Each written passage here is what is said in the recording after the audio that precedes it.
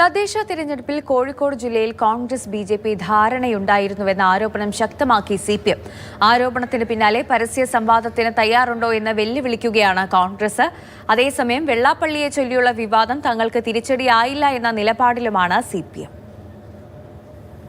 കോഴിക്കോട് ഇടതുപക്ഷത്തിന് പ്രതീക്ഷിച്ച വിജയമുണ്ടായില്ല. എന്നാൽ അടിത്തറ ഇളകിയിട്ടുമില്ല.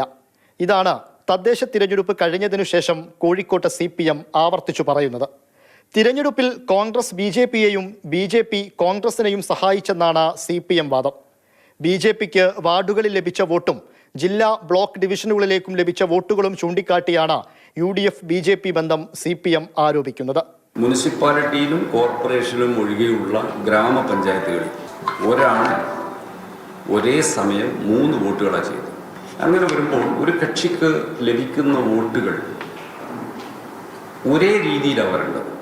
പക്ഷേ ഇവിടെ പല പഞ്ചായത്തുകളിലും പല വാർഡുകളിലും ബി.ജെ.പി UDF വാർഡുകൾ വോട്ടർമാർ വ്യത്യസ്ത നിലയിൽ വോട്ട് ചെയ്തതായിട്ട് കാണുന്നു.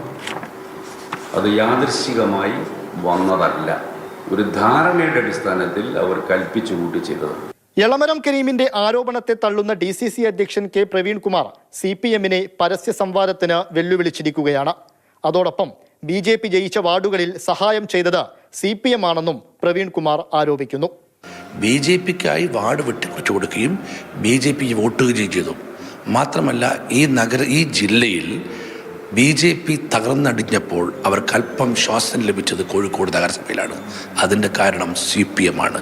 വെള്ളാപ്പള്ളി മുഖ്യമന്ത്രിയുടെ കാറിൽ സഞ്ചരിച്ചതും മലപ്പുറത്തെക്കുറിച്ച് മോശം പരാമർശം നടത്തിയതും മുസ്ലിം സംഘടനകളെ വല്ലാതെ ചൊടിപ്പിച്ചിരുന്നു.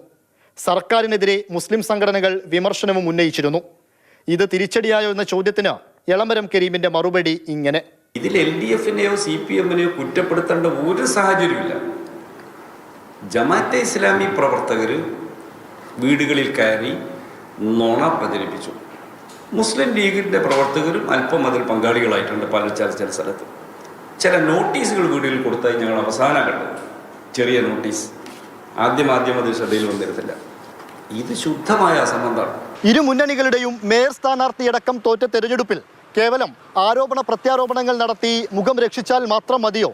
നിയമസഭാ തിരഞ്ഞെടുപ്പിൽ ആത്മവിശ്വാസമുള്ള UDFന് മുൻപിൽ പതറാതെ പിടിച്ചു നിൽക്കണമെങ്കിൽ തോൽവി ഇടകീറി CPM പരിശോധിച്ചേ പറ്റൂ.